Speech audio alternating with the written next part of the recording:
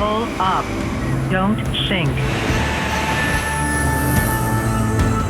Young British pilots are earning their wings in the skies above Indonesia. Caution, terrain. It's one of the most dangerous places to fly in the world. Don't really want to get into the same situation as he did. It's high risk out here, basically. With almost no aviation jobs in the UK, Brits with little flying experience are choosing to travel halfway across the planet to get their first pilot job. When you see something real like today, you do kind of want to put it out of your mind. The winds can really kick you up the ass. You feel like you don't have control. But putting their lives on the line Stall. could pay off big time and help them get their dream job with a commercial airline. Yeah, if anyone from BA Recruitment is watching, I'm really keen to go back and fly in the UK. That cheeky little air stewardess.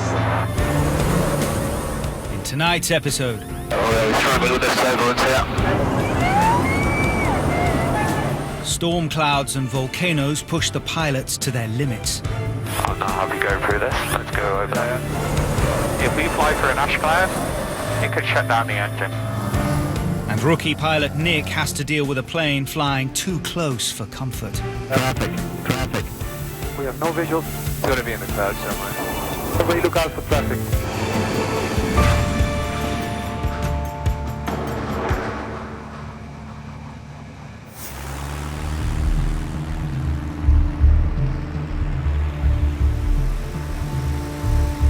Young British pilots joining the Indonesian airline Suzy Air find themselves facing up to the biggest challenges that exist in aviation. We have volcanoes to put up with every day. We have runways that could be little tiny mud strips on the side of mountains. Weather can change at any moment, within like a few minutes. Dogs, pigs, and people trying to cross the runway. It's scary as hell when something like that happens. But it's not just the extreme flying they must take on. Yeah, there's many things out in Indonesia. I want to try and bite you, get into bed with you. There's a lot of tropical diseases out here. We've got dengue, malaria, typhus. Basically everything out here wants to get you. There have been 128 plane crashes in Indonesia over the last 20 years. But despite the country's poor aviation record, intrepid airline boss Suzy has built a company worth millions of pounds. All I need is that the crew is ready to fly above 100 hours every month. She's one of the most powerful women in Indonesia and is renowned for her no-nonsense approach. Suzy is definitely not the sort of person you want to cross. Yeah, if you cross Suzy, she will come down on you like a ton of bricks. Suzy started out with just 2 planes. 10 years later, she has nearly 50, flies to 168 destinations across the country, and has a constant demand for new pilots. Suzy Air is the best choice that a new, fresh graduate pilot could ever get in the world. If they're prepared to accept the risks that come with flying out here. Today, 28-year-old Captain Dave Burns is flying some of Suzy's most valued passengers. We've taken out some seats at the back of the aircraft here, ready to go and pick up 13 boxes of fresh live lobster from the island of Simlu. His family were dead set against his move to Indonesia. My parents were like, oh, what are you doing? It's a dangerous country. There are many aviation accidents in Indonesia. We don't want you to go for the job. Having left behind careers as a car salesman and as a burger flipper, Dave's ultimate goal now is to fly a jumbo jet back home. But he also shares Suzy's money-making ambitions.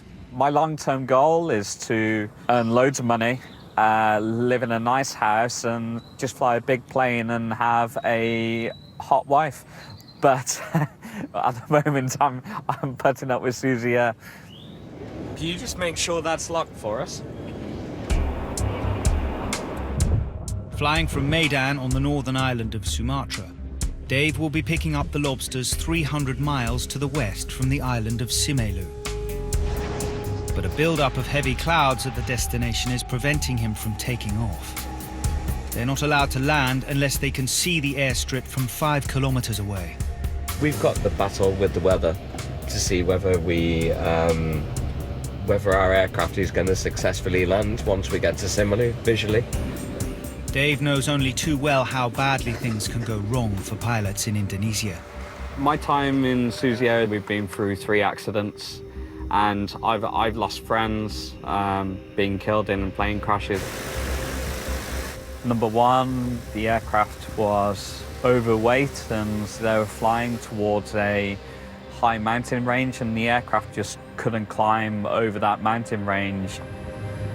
Accident number 2, one of the local tribal guys was walking across the runway. He was apparently deaf and couldn't hear the plane coming. Number 3, my good friend died in that accident. When the aircraft had a fuel problem, he was only 100 meters away from safely landing on the road. It's a realization about life and that how you're not invincible and how anything can happen. The lobsters are a huge moneymaker for Suzy, but have to be delivered fresh. So despite the threat of poor visibility, the airplane dispatcher is under pressure for them to be collected as soon as possible. He's come out personally. So there's going to be an issue. Hi, Danny. I want you must landing in Simelu, because it's impossible this lobster flight with you, okay? If you're not landing, problem with me. Okay, I want to speak to Charles before we make that decision. Okay, ya. Okay. Ya ini dia mau ngomong dulu sama Charles, kalau cuaca bagus dia terbang sekarang ini. Lagi boarding bang, lagi boarding. If I don't land and I don't get the lobsters, then the lobsters aren't going to be fresh, and this is the pressure that we have. The captain has responsibility for making the final call on whether it's safe to take off. Yo, dude. What's the weather exactly? He says the weather is at least 5 kilometers, which is completely legal for us to fly. So I've just called boarding and we'll go and pick up the lobsters.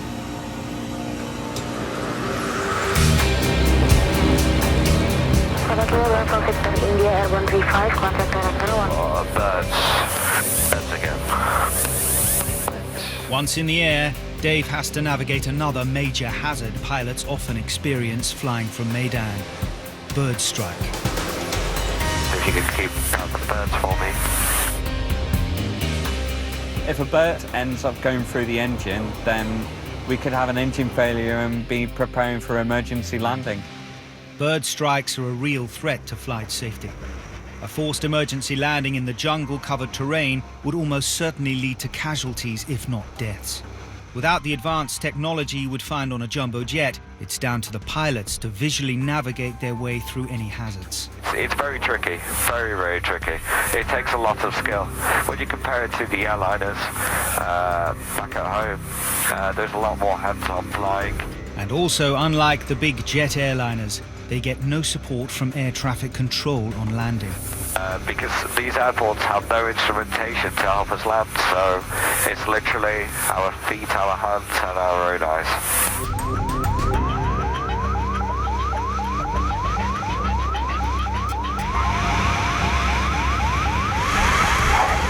Despite the bird strike threat and the visibility issues, Dave safely navigates his way into Simelu, and Suzy's urgent lobster cargo is waiting on the tarmac. So we've arrived to pick up our little passengers. Keeps on growling at me. 1 kilo of these lobsters is £27, and today we're carrying 280 kilos back to Medan, ready to go onto the dinner plates around Asia. So we better make sure they have a safe flight back to Medan. Airspeed is live. 60 knots. But there's a problem. Dave's weather radar is warning him of storm clouds gathering off the coast of Sumatra, moving towards his intended path. Only a few weeks ago, a similar small plane crashed in Indonesia, killing all 4 people on board after a lightning strike broke off the plane's wing. We have all these build-ups and storms started building right the way along the coast. So we need to make sure we stay away from these storms at a safe distance. What makes matters worse is the storms blowing in from the east, forcing Dave to navigate too close for comfort to one of Indonesia's active volcanoes. Mount Sinabung last erupted just 3 weeks ago, blowing thick volcanic ash into the air for miles around. These ash clouds can be catastrophic to aeroplanes. If we fly through an ash cloud, if it is a very dense ash cloud, it could shut down the engine, and we would never get the engine back, and then we would have problems. With no pressurized cabin on the Cessna to maintain oxygen levels, they can't fly high enough to go over the clouds. With only basic instrumentation, they'll have to navigate through the storm by sight, looking for gaps in the cloud to see the terrain ahead. The volcano is slightly to the right there, so let's go with the original plan through that gap. While also checking there are no planes in their path. Let's go slightly to the left. Let's go through that gap there. Get to the right, please. Yeah, let's head through that. I'm not happy going through this. Let's go over there. I know. I'll go up there. Let's go through this. Having made it past the volcano, Dave now finds the storm closing in as he approaches the airport. Go slightly to the left towards Poland.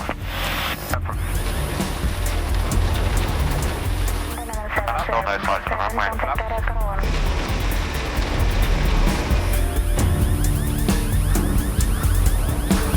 80 knots. Got the runway lights in the sky. 500. Minimums.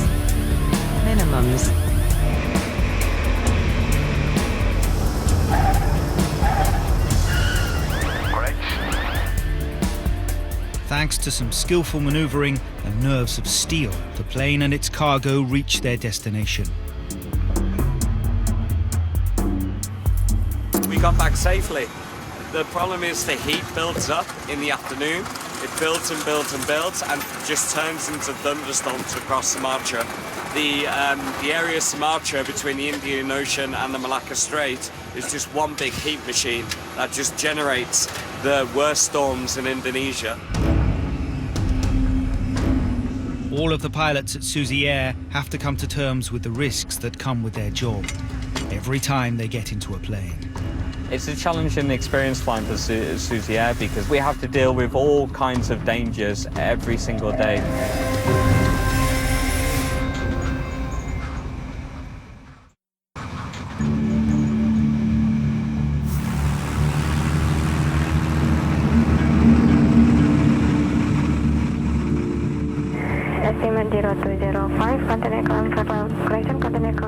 Indonesian airline Suzy Air perform a vital service connecting the remote communities in the mountainous province of Papua.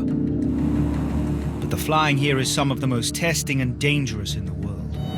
Only Suzy Air's most experienced pilots are allowed to tackle these deadly skies.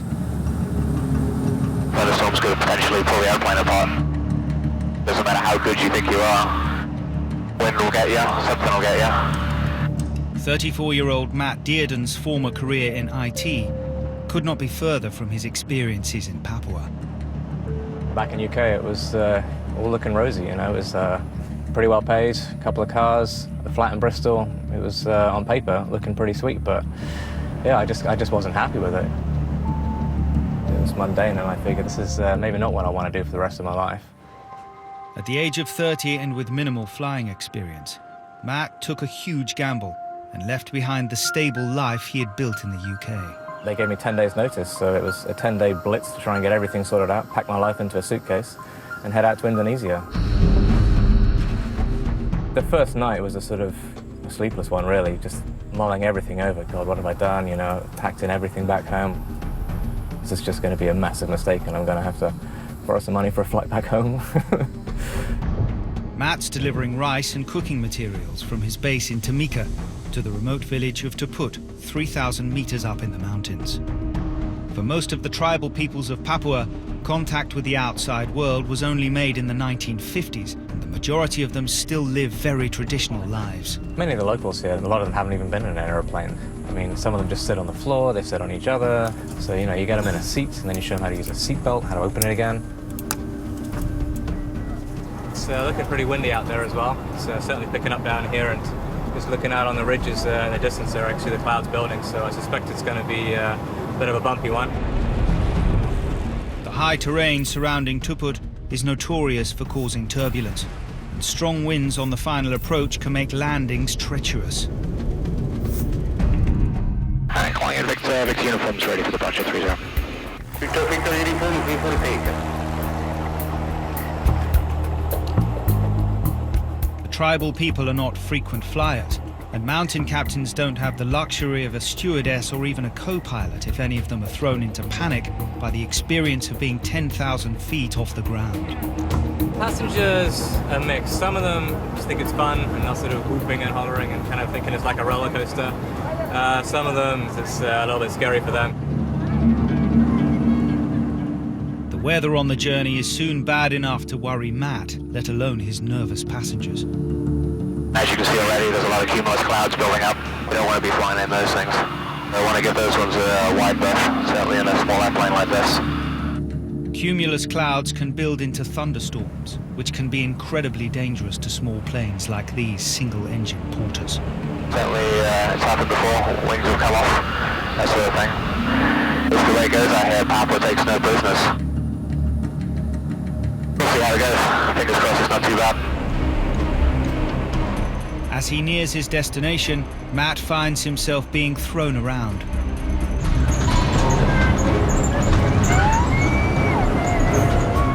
Turbulence is the #1 cause of serious injury in planes, and has even led to the death of passengers thrown around by its force. I'm really struggling with this turbulence here. Oh, yeah, she's looking pretty green. She's looking a little nervous. I think she's probably saying a little prayer or something. Having got through the turbulence, Matt now has to worry about landing safely. You can see we've got a hell of a crosswind actually.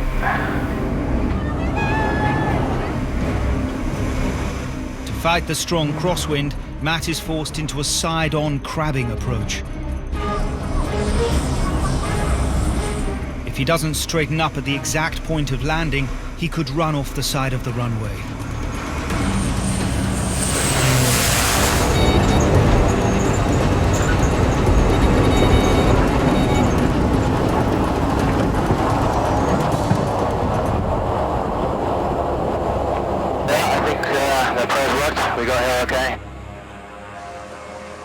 Matt's steady hand gets the terrified passengers safely onto the ground. I guess that was a little bit scary for her, but they should just be happy to be on the ground, really.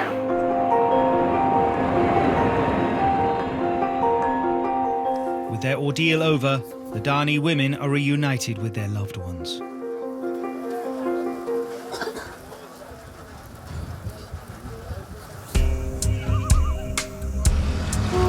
All decisions on hiring and firing ultimately lie with no-nonsense airline boss Susie. That's your problem.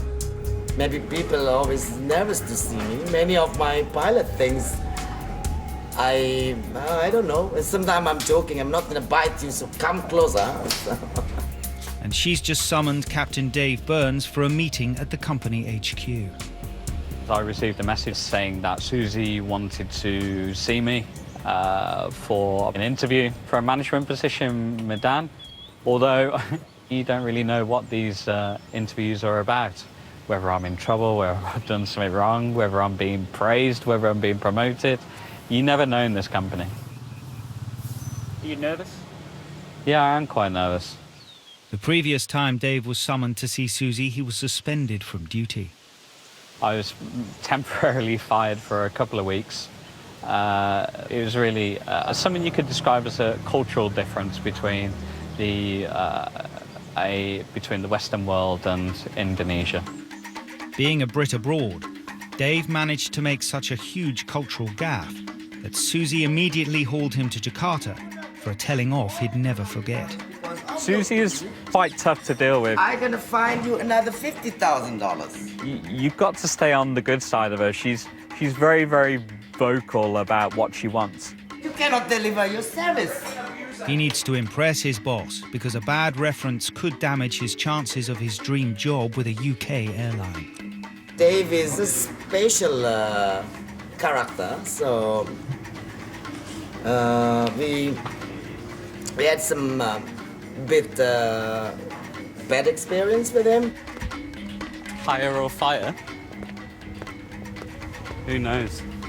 As with all of Susie's business affairs, the interview will be held in strict privacy. My hands are all sweaty now. I told him once, I say, watch your behave so you don't screw up your future. We see from the interview what he will do to convince me that the position is for him. Dave will have to wait until the end of the week to hear her decision. Susie Air HQ is also where the new recruits receive their training. 26-year-old former professional poker player Nick Holmes has gambled his life in the UK for the chance to train as a pilot with Susie Air. Failure isn't an option. There's no other job waiting for me back at home or anywhere else. So far, Nick has struggled on his test flights. A bit too much? Yeah. Oh shit. So a bit fast. Pitch up. Pitch up. No. Not demonstrate that again. If this doesn't work, then I have no idea what I could do. Today, it's Judgment Day. After just 6 weeks of training, Nick's taking his final test flight, which will determine whether or not he'll get the job. Ready for takeoff. The flight assessments that we do are very important. If a pilot does badly during flight training and he cannot land the airplane comfortably and nicely, he will not go on and be a line pilot.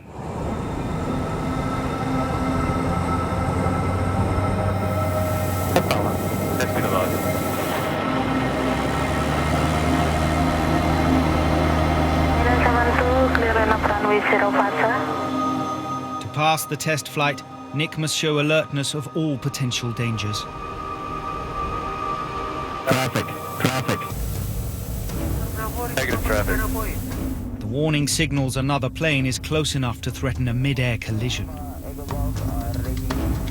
With no radar to guide them, they must find the danger with their own eyes before it is too late. We have no visual. Traffic. Everybody look out for traffic.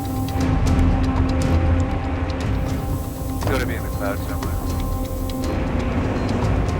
There he is. Exit. Have you got him? Yeah, no factor. Let's go.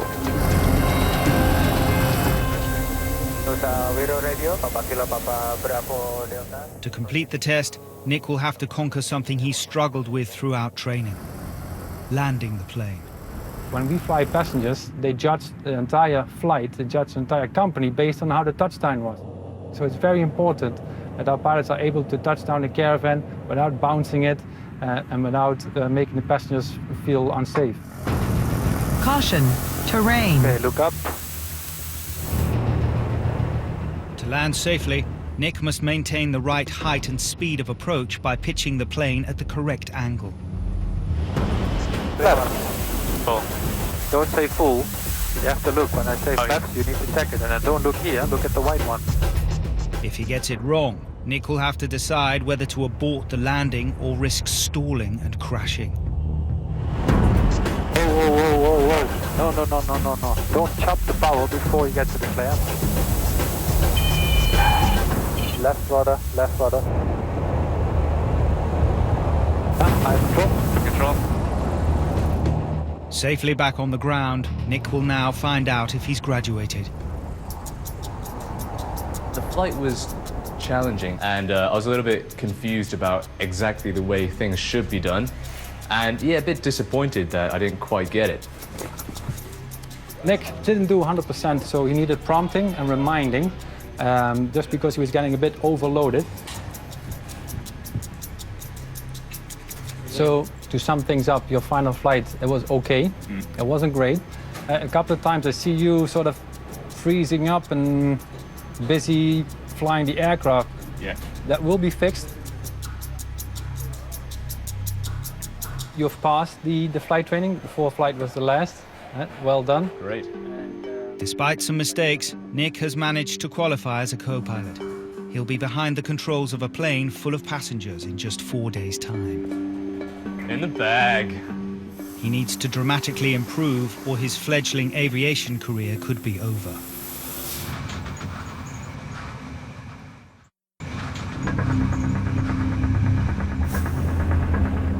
Computer programmer Matt Dearden jacked in his job 4 years ago to become a mountain pilot in one of the most remote regions of the world. Once he started flying out here, his priorities shifted dramatically.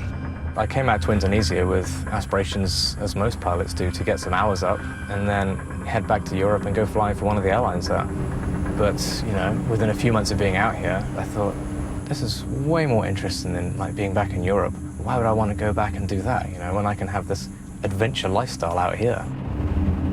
His job delivering supplies to cut-off communities provides him with an opportunity to see a way of life few people get the chance to experience. This is the last frontier. Here I am in the absolute wilderness. You know, you've got naked guys walking around with penis sheaths and spears and bows and arrows, and it was like, hell yeah, I want a piece of this action.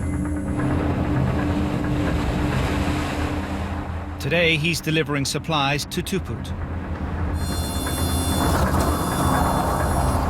The village of around 50 Dani people survives on hunting and highland farming. So these irregular supply drops are an important supplement. Just kind of helping the people develop out here, it's hugely satisfying being able to do that. So mungkin minggu depan ada terpanor tangan lagi. Sekarang terkau. Semuanya Jakarta sekarang. So the guy's asking me when we're going to come back again. I don't know at the moment, so I just said to him, maybe next week, maybe next month. And he's like, okay, we'll wait for you to come back. Matt's keen interest in the tribal people means he's happy to accept an invite to the local village. For his job, Matt has learnt Bahasa, the national language, but there are 300 languages spoken amongst the tribes of Papua. Yeah, that's pretty cool. Tidak apa-apa. Tidak apa-apa, masuk. Oh, wow. Obviously for small people, this place. Wow, that's awesome. Selamat sore semuanya. Sore. Wow, bagus ya. Very primitive life. It's, you know, they got the fire here. They got a little bit of vegetables hanging up over there, and that's about it, eh? No Sky TV here. So masak di atas apa? Ya, ini biasa taruh belanga pakai ini. Ini taruh belanga baru masak. Masak apa? Masak ubi, sayur, nasi. This is the first time I've actually gone in one of these little huts. You know, I fly over them all the time, so yeah, this is awesome to actually to come and meet some of the people and actually check out how they live. It's amazing. Ya, tidak pernah bule, tidak pernah masuk. Wow, okay. Yeah, he's just saying that I'm actually the first white person who's actually ever come into their village and into one of their little huts here. So yeah, that's a pretty cool privilege.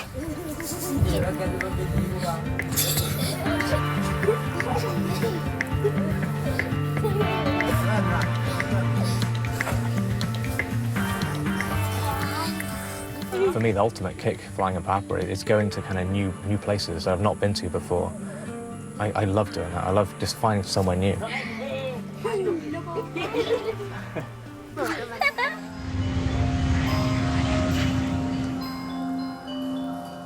Having finally graduated from the Suzy Air Flight School in Java, 26-year-old Nick is about to start his first posting in Medan on the island of Sumatra. I have no idea where I'm going. I figured I'll just walk around, see if I can see people who might be from Suzy here. No thanks.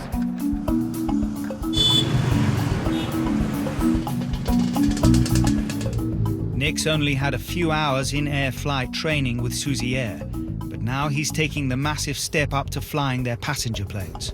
I am nervous about flying on the line because it's not going to be the same as the training. I want to appear to be confident and competent.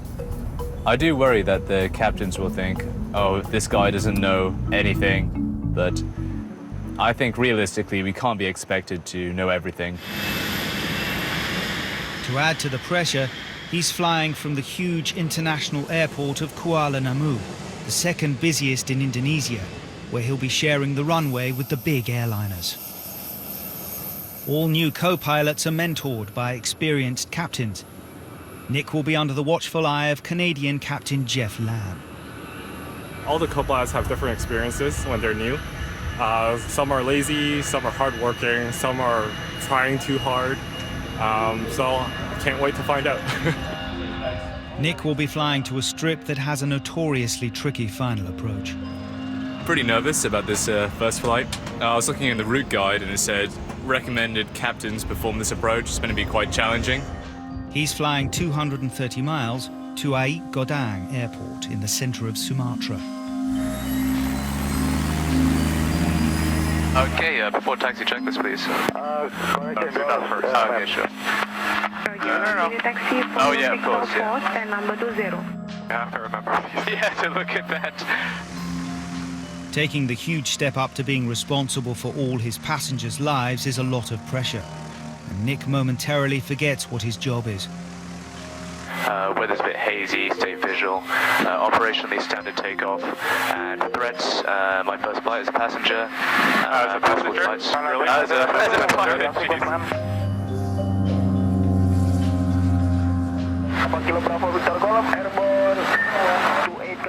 Fortunately for Nick, his maiden passenger flight is blessed with the calmest weather Indonesia can offer. But there are other things to worry about. The airstrip is surrounded by mountains, so Nick will have to make a steep descent before banking sharply into the final approach to the runway. Stay visual, look outside. The runway is over there. Roger. Look outside. You're flying in a lot of terrain. You have to keep your eyes outside. Absolutely.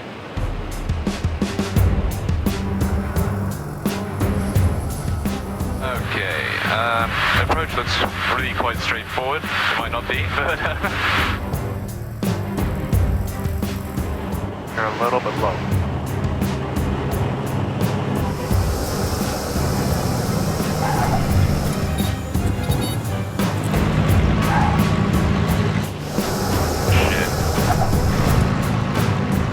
No reverse. Oh, no reverse. I think it said full reverse.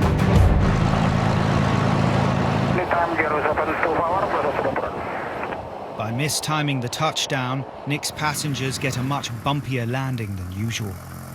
The heart rate started to climb up just a tad, yeah, just a little bit. It was probably one of the, not the best landings I've had, even in experiences in Africa.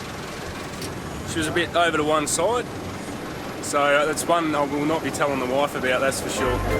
Oh, my landing was terrible. Yeah, it was kind of a baptism of fire, you could say. But yeah, we walked away from it, could have been worse. Above all else, Nick did manage to deliver his passengers in one piece.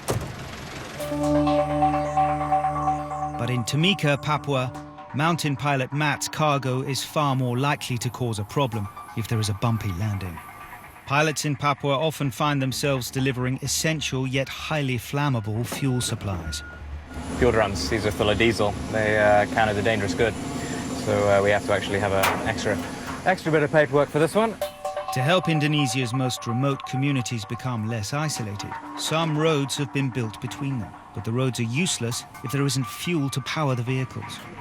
You want to be absolutely sure the cap is all on there secure. You get a bit of fuel leaking out, and that's not a pleasant thing at all. You want to have the windows all open and even go on the oxygen if you need to. Fumes in the cabin, really, really not good. passing out from the fumes is not the only concern. Because of the air pressure changes, what happens is they slowly expand, and as they expand, you get the drum will sort of make a hell of a bang. The first time you fly with them is very unnerving.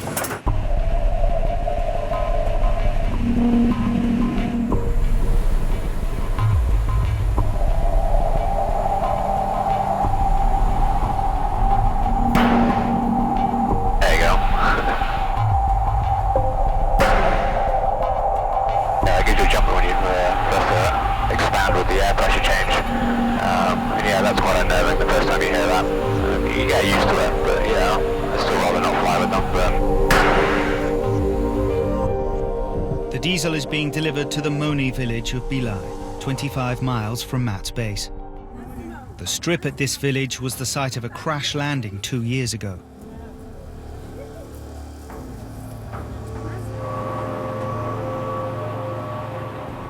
Matt does a fly past to check the landing strip is cleared to avoid making the same mistake, especially loaded with barrels of diesel. Right, there's a lot of people on the runway here in Bilai. I can actually see them walking down the airstrip. We'll just come in a little bit and let them know we're here. Oh, bloody hundreds of them. People on the airstrip is not something you want at all. Heading a person with an aircraft, potentially obviously it'll kill the person, but potentially cause the aircraft to lose control as well. Sometimes they just don't learn, you know. Aircraft and people are not safe. You know, they've got to keep out the way. Okay, it looks nice and clear now. They've actually moved off to the side.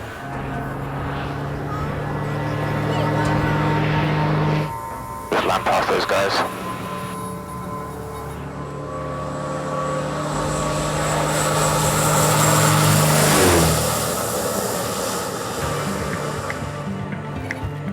Matt's careful landing means he and the much-needed fuel have both arrived safely.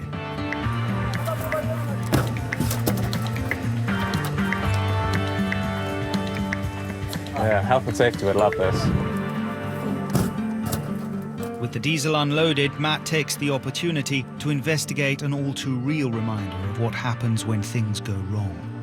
This plane may be worth millions of pounds, but it was a write-off when it crash-landed here and it was left to rot on the strip. This is what's left of the fuselage of this aircraft. There's no instruments left, no seats. Most of the panels are missing, the engine's gone. All the wheels, undercarriage, it's all gone. You know, on top of this would have been a sort of an upper section, which I think I caught an eye of over there somewhere. I think they're using it for something else. Given the village's lack of resources, it didn't take long for the crashed plane to be put to good use. This is the top of the fuselage here. Painted a rather fetching green by the looks of it. A little hut for his scooter there. Oh wow, yeah. So these are the wings of the aircraft. Obviously now the walls of this little hut. You're never going to use them as an aircraft wing again, so yeah, might as well be the wall of a house. So 1 minute this thing's flying the skies of Papua, you know, delivering whatever it needs to. Next minute it's a garage for someone's moped. Funny old world.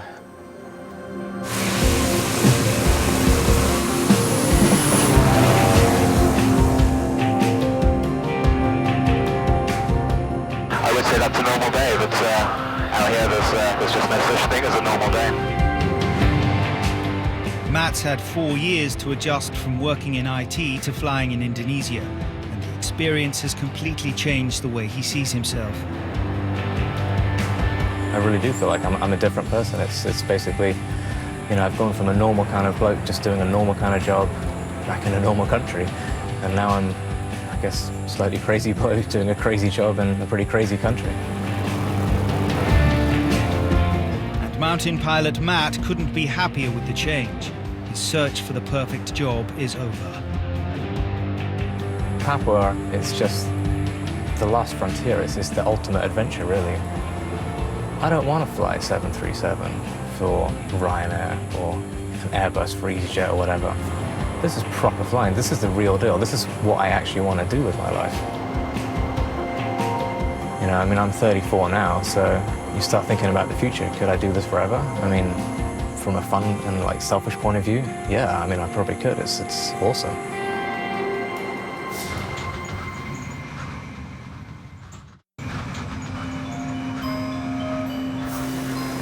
Victor India, info wind 040 degrees 07 knots, 10. Still at the very beginning of his career, rookie co-pilot Nick has so far only made one rather bumpy passenger flight with Suzy Air. India, 5 minutes out. The pressure is on for him to show a marked improvement. We'll go flaps 10, please. Speed check, flaps 10 selected. On his second flight, he's being mentored by Captain Dave Burns. Nicholas Holmes. Nicholas Sherlock Holmes. Oh my god, your surname's Holmes and you remind me just like Benedict Cumberbatch. Benedict Cumberbatch is a knob. For the return leg, Nick will be taking the controls. I've just heard like the landings might be an issue, which is pretty much the the most important part. But we've got a game sorted. We need him up to speed. So that's the aim of the game today. Oh, ready as I'll ever be. No big deal. You know? Well, I say that now. But Nick's flying skills are about to come under intense scrutiny.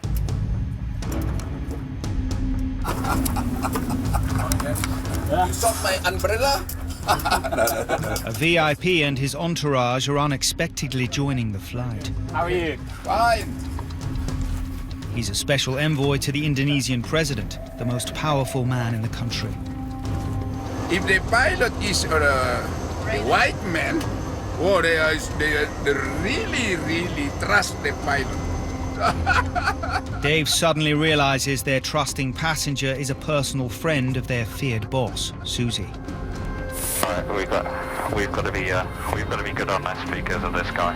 This guy, no, Suzy, I know who he is now.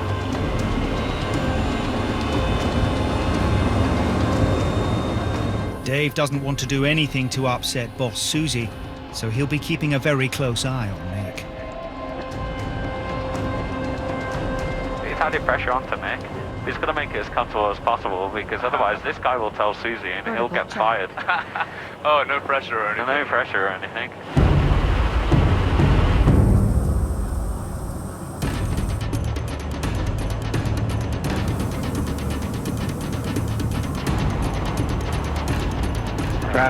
Traffic. It's okay, continue to just police helicopter on the right there.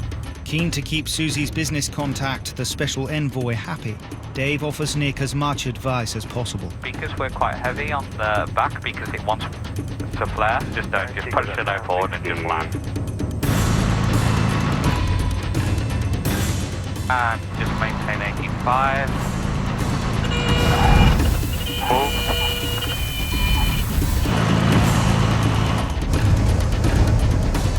Bravo Victor India, Randy 37, ticket for Echo. He's happy with it? That's good. A little bit up and down.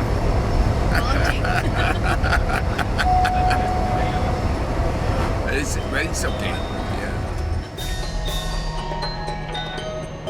The landing wasn't the prettiest, but everything else is okay, and the landing, I can always make that better. He was absolutely fine, so I've been with much worse.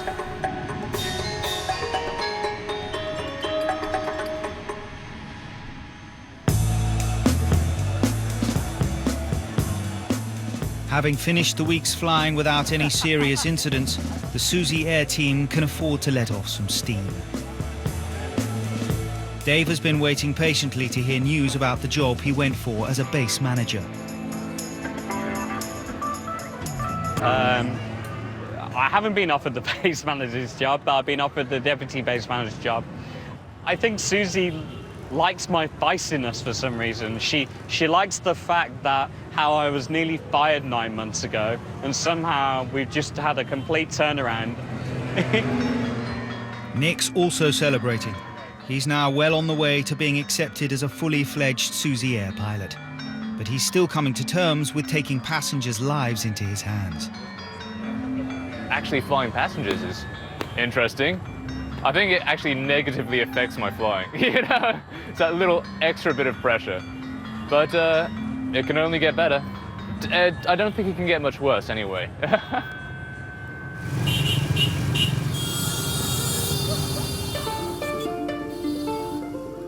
After getting the thumbs up from boss Susie, Dave is settling into his new job as deputy base manager.